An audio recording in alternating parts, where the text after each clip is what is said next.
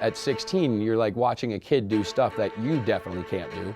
And you know your peers like Pep and Yoon and Simon and all these other dudes, they can't do it either. And I'm like, who the hell is the best skier in the world right here with us? Thank you very, very much. It's just so much fun to watch, just this bundle of positive energy. His personality and who he is as a person and like how much time and effort he puts into skiing. Yo! When he's not skiing and just at nighttime listening to rap music, he's envisioning, like, he'll be singing lyrics to like Nas or a Wu-Tang song, and I know when he's singing those lyrics, there's parts of those lyrics and the parts of that song where he's skiing in his brain. This guy loves music, loves all of old school hip hop, and you can really see it in his skiing, the way he flows through the course. It's hard for me to express it, I guess, because it's pretty natural.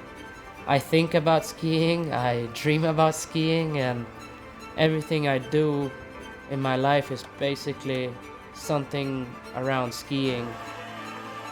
He won't stop unless he has to.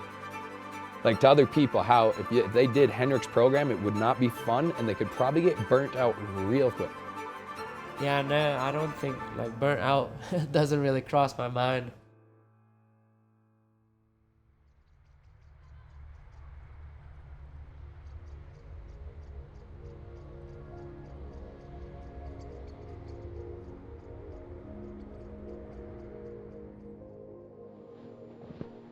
Andorra, it's an amazing place. It's a small country from the 11th century.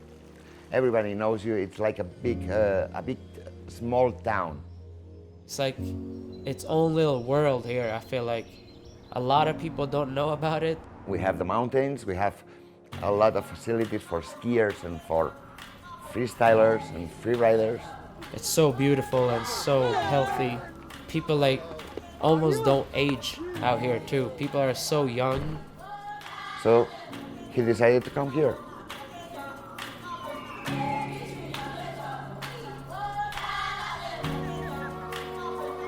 It just felt so right for me.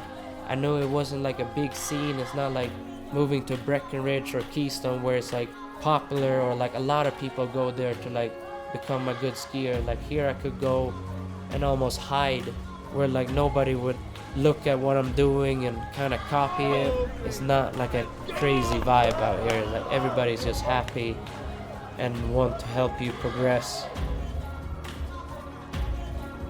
We are at Henrik Harlaut Snow Park, opening day of the season, setting up a little rail, like we always did in our youth, and we're still doing it. Never change.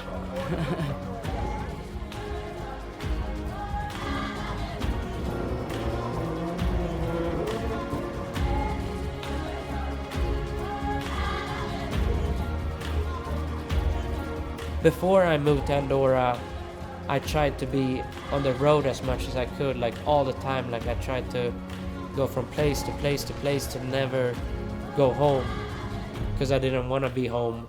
But now the last few years has been kind of weird because I enjoy being home so much. For training is the best place I can be.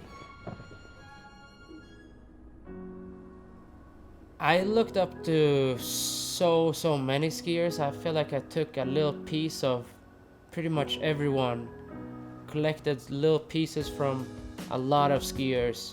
But I would say there is two people that have influenced me a little bit more than the rest, and it's Tanner Hall and Mikael Deschno. Often these days I still go back and look at like what inspired me when I was younger, to like get that same feel they gave me back then, and it keeps me so hungry and motivated. Like it puts me right back into the 16-year-old me. I'm a super fan of skiing, and it's awesome.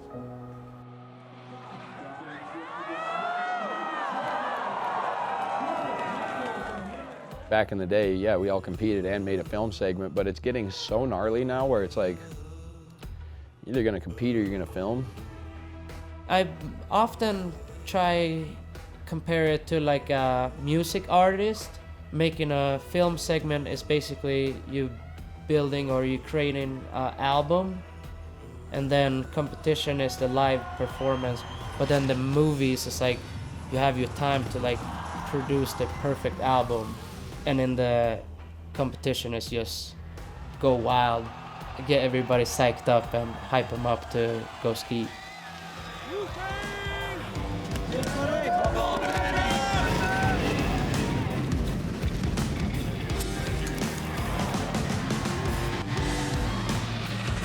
I've been pretty worried a lot of times about like doing tricks that are like not core or fitting for skiing.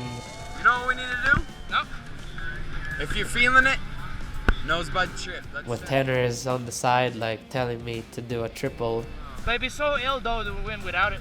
And put yourselves in the history books, dude, because you know you got it. If he approves me to do a triple, I'm not gonna like question it if it's cool or whatever to do a triple. So then I was like, all right, I know I can do it, let's go.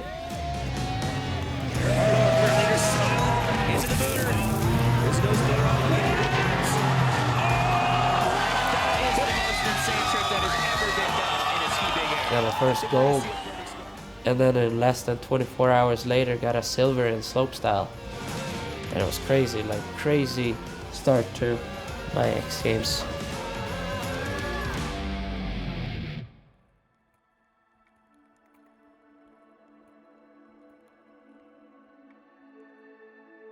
He's just done it year after year, and now he's getting into a spot, I think, with his training and whatnot, because he's really taking care of himself. He changed his whole diet. I quit drinking a little while ago, and I stopped eating meat. Once he found out that if the better you eat and the better you take care of yourself, the better you're gonna ski. Also, like watching a lot of heroes that I have, you always see the story, and you always see like if there's something they would change from their youth, it's that they wouldn't have like partied so much. I think he saw what me and Mikkel went through with some of the choices that we made, and he was like, okay, I know what to stay away from. I realized at one point like how lucky and how happy I am to do what I'm doing right now. So I want to just take advantage of all of it and not let any distraction take it away. Henrik doesn't stop skiing, dude, unless he gets hurt. This is what I've learned. He won't stop unless he has to. Definitely been pushing through a lot of pain in the knee. Been bugging me a bunch since 2016. I skied hard and then had to take always like 1 or 2 days off. The joy and the adrenaline and everything that I get from skiing is like so much better than all that pain. I will just keep going until somebody tell me to stop or whatever. This summer, I finally had another surgery and got it cleaned out. I had as a goal to make it back for Oslo XGames. But I knew also if it wasn't gonna be ready, I wasn't gonna push it. Henrik Harlaut. This is a guy who just got back on his skis. I mean, not that long ago, the 17th of this month after recovering from knee surgery. Switch, triple, 1440. Let's go. I think those few months he had to take off were really hard for him, and he's antsy to get back there. Coming in forward, and see if he's gonna do that new rodeo. Oh, he's picked up right where he left off pre-injury. Look at how big he goes to the bottom. So Henrik Harlaut now finds himself in second place. Make some noise for Sweden's Henrik Harlaut! And with that silver medal, Henrik Harlaut has officially tied Tanner Hall for the most free ski X Games medals of all time.